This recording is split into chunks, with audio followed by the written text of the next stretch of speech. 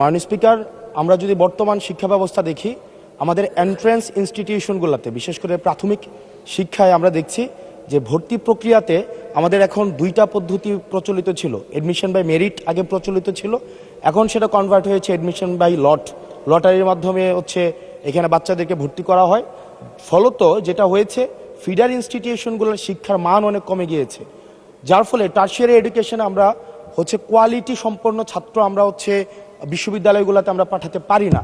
এখন মাননীয় মন্ত্রী মহোদয়ের কাছে আমার প্রশ্ন থাকবে, এই যে প্রাইমারি স্কুলে বাচ্চাদেরকে ভর্তি করানোর ক্ষেত্রে আমরা কি ভর্তি প্রক্রিয়াটা আমরা পরিবর্তন করব কিনা, নাকি এই যে এডমিশন বাই লটারির মাধ্যমে আমরা নিব এবং মেরিটকে আমরা সবসময় দমায় রাখবো, নাম্বার ওয়ান।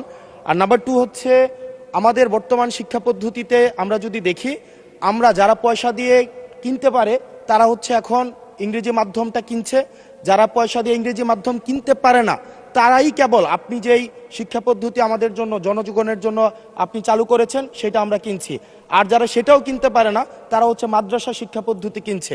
আপনার কাছে প্রশ্ন যে আমাদের বর্তমানে একটা দেশে এই তিনটা শিক্ষা পদ্ধতি যেটা অর্থনৈতিক অবস্থার উপরে নির্ভর করে চলে, এই তিনটা শিক্ষা পদ্ধতি জিয়ে রেখে আপনার কি মনে হয় যে আপনি একটা ইনক্লুসিভ শিক্ষা পদ্ধতি নিয়ে আমাদের দেশটাকে আগায় নিতে পারবেন? ধন্যবাদ।